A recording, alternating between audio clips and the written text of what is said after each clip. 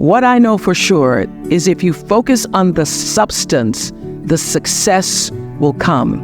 And most importantly, let failure be your friend. There are going to be times, of course, where you're going to win a lot. A lot of things are going to go your way. And it's wonderful to bask in that adulation and to feel proud of your successes. But it's the times when things go wrong, when you fall or fail, that you're actually going to learn the most about yourself. You know, all those years on the Oprah show, 25 years, we were the #1 show for 25 years. And that's because I lived with the intention to serve the audience. When I was able to shift the paradigm to start to looking at, wow, what I have instead of what I don't have, what I have instead of what I thought I'd lost, I was able to begin to turn things around. But it's those moments of uncertainty. It's the moments where all of my mistakes show up on the evening news. I can tell if I've done something wrong. It's on the CNN crawl. I can read about it. But learning from the moments where things weren't going so great, being able to get still, to connect with that which I know is God, the force, the power greater than myself, and to come back and realize that in order to move forward, you move forward by taking the next right step. You don't have to know everything to do. You don't have to know all the steps to make, just what is the next right move. And then there's this. I leave you with this. Nobody makes it alone. Nobody. I don't care what they look like. I don't care what their Insta posts say. Nobody makes it alone. And so you will get nowhere without a spiritual practice. You need a spiritual practice. And by that, I mean not necessarily religion. For some people, it is church. For some people, it is meditating. For some people, it's dancing. Some people, it's singing. But you have got to find a way to nurture that which is the essence of you. You've got to find a way to continually give back to yourself. I am committed to service. Service through my work, service through my life's purpose. And if you make a commitment, a conscious intention to be committed to the work that you do, to the relationships that you have, your life will unfold with such beauty and grace through that commitment. You know, every day until the very final shows of the Oprah Winfrey show, I would have the producers come in and tell me ahead of time what their intention for every show was, because I figured out around the second year of doing that show that it wasn't just about being on television and performing, that here was this opportunity, this offering I could give to people through the service of a television show to better see themselves through the stories that we're telling, and through those stories help themselves to improve their lives. So I started using television as a tool of service. So as you're trying to figure out, what do I do? How should I do it? First of all, I will say this, that when you don't know what to do, my girls have heard this over 100 times. When you don't know what to do, you do nothing. You get still until you do know. Because when you have to ask everybody else, should I do this, should I? And that's whether it's buying a pair of shoes or going with a guy, buying a house, taking a job, should I? When you have to ask everybody else, it means you don't really know the answer fully yourself. So you get still, be still, and know the answer will come. So many people are worried about building a brand. I hear kids on social media talking about their brand. And I used to really resent the word when people would say to me, oh, you have this brand, because I never even thought about a brand. I just thought about day in and day out, making the best right choice for me. But now I embrace it because I recognize people see me as a brand. But for me, it's not a business. It is a question of, what do you stand for? And I will say this, you're nothing if you're not the truth. So I've made a living, I've made a life, made a fortune really, from being true to myself. And that's if I could leave you with any message today, that is it. The biggest reward is not financial benefits, though it's really good. You can get a lot of great shoes. Nothing wrong with great shoes. But those of you who have a lot of shoes know that having great shoes and a closet full of shoes or cars or houses or square footage doesn't fill up your life. It doesn't. But living a life of substance can. Substance through your service, your offering of your whole self. And the baseline for how do you live a life of substance is whatever is the truth for you. What do you stand for? So when I first started making money, and it was, my salary or my earnings were published all over the place. I mean, the first year I was like, really? Did I make that much money? Oh my God. It was very difficult for me to figure out where my boundaries were because I'd grown up poor and didn't have anything. So it's easy when you don't have anything and people ask you for money. And they say, I need $500. You say, I don't have it because I'm just trying to get my rent paid. It's harder when your multi-billion-dollar salary is now in the paper and you get a lot of friends and cousins you didn't have before. So how do you set boundaries for yourself? I was having trouble setting boundaries for myself for even strangers. People would just show up at my door in Chicago and say, Oprah, I left my husband, please help me.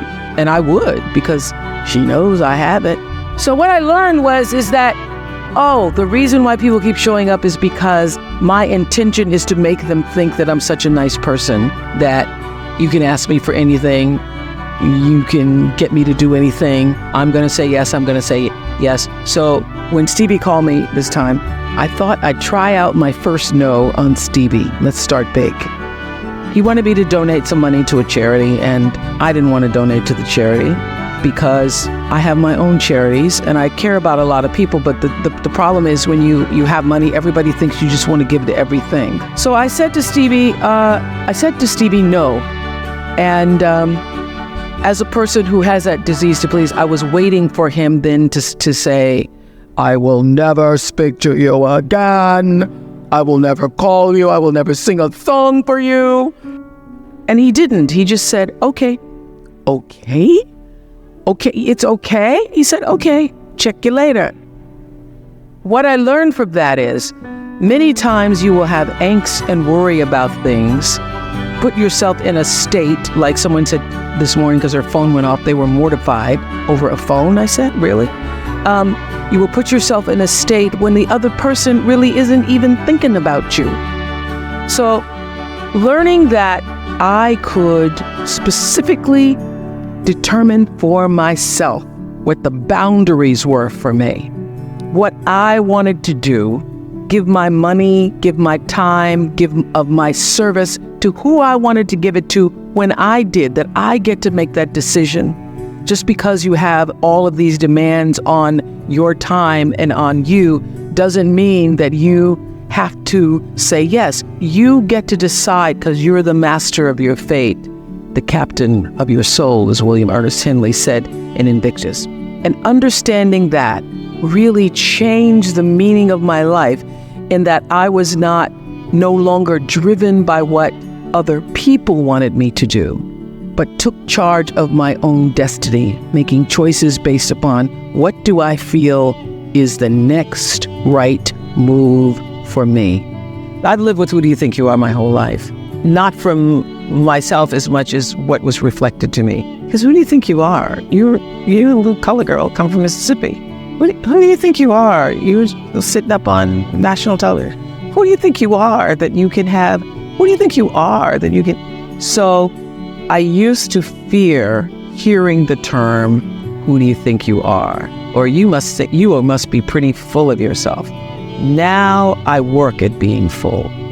I want to be so full, I am overflowing. So when you see me coming, it ought to make you proud. To borrow a line from Maya Angelou's Phenomenal Woman. When you see me coming, it ought to make you proud. And what you see is a woman so full, I'm overflowing with enough to share with everybody else. I'm going to own the fullness without ego, without arrogance, but with an amazing sense of gratitude that I've been born at a time where I am female on the planet and I have the great pleasure and freedom to fill myself. Knowing who you are. Knowing who you are. Being able to answer this question, who am I? And what do I want? You know, many times when I go out of the country, I am baffled by that question. To explain what is your occupation, I've stood there for 10 minutes. Well, am I a talk show host? Well, I'm more than a talk show host. Am I a businesswoman? I'm a businesswoman. I'm more than a businesswoman. Am I an entrepreneur? I'm more than an entrepreneur. So I just leave it blank or self-employed. So I'm not asking for the roles that you play as daughters. I'm not asking that question. What are the roles that you play as a daughter, as a friend, as a sister? You're going to be a lawyer. You're going to teach. You're going to be a pharmacist. I'm asking the bigger question of who am I? Who am I really? My answer is I am God's child. I am that which is born of all that is. I am, as Pierre de Chardin said, a spiritual being having a human experience. All that is possible for me. That's who I am. And what do I want? I don't want to just be successful in the world. I don't want to just make a mark or have a legacy. You must have some kind of vision for your life. Even if you don't know the plan, you have to have a direction in which you choose to go. You want to be in the driver's seat of your own life, because if you're not, life will drive you. Knowing who you really are in this space and time that we embody. What do you want? Who are you? Always do the right thing. Be excellent. People notice. Think of how you notice. You go to Taco Bell, somebody gives you extra napkin and some sauce. You notice. You want to go back to that person, because even at Taco Bell, excellence shows itself. And what I know is that when you are excellent, you become unforgettable. People remember you. You stand out. Regardless of what it is, you become an unforgettable woman. And that is what we all want. We want to be unforgettable and not forgettable. So doing the right thing, even when nobody knows you're doing the right thing, will always bring the right thing to you. I promise you that. I remember many times on my show. There are many shows y'all never saw. And the reason you didn't see them is because I got the last vote. And I remember 2010, my team, hardest working team in television, had done this interview with a woman who turns out she was a Sunday school teacher by day and a sex addict at night. They were like, you won't believe it. We got her going out, we got her with the men, and we get to show her, and she was willing to show us everything. I sat down with a woman for an interview that was taped. And during the process of the interview, I said, why are you doing this? And she said, oh, I want to help people. I want to tell my story and I want to help people. I said, do you have children? She says, yes, I have a 10-year-old son. I knew right then, this is never going to see the light of day. So we got off the air and I said to the lady, we are not going to air that show. And she said, why? My producer said, why? She knew she was being filmed. She knew what she was saying. She knows what I said, because her son will never get over it. Not worth a rating point to me to know that there's a 10-year-old boy who's destroyed because his mother went on the Oprah Winfrey show and told all her business. You do the right thing, even when other people think it may not be. And oftentimes, when you make a decision to do the right thing, immediately you're faced with doubt. Was that the right thing? Was that the right decision? I don't know. Was that the right thing? You always know it's the right thing when in the end, there is peace. You are rewarded by peace. The most important thing I have come to know in doing the right thing and making the right choices is understanding people don't always like you and they're not always happy for you. And if you surround yourself with people who are not accustomed to your success, they become fearful. They become scared because you are reflecting back something to them that they don't recognize. Now, they're not going to say, I'm very fearful because you're reflecting back to me something I don't recognize. They're going to say, you know what they're going to say? They're going to say, who she thinks she is. Who she thinks she is. That only happens when you are around people who do not mean and want and aspire to the best for you. People who want the best for you want you to be your best. So my greatest advice to you is to surround yourself with people who are going to fill your cup until your cup runneth over.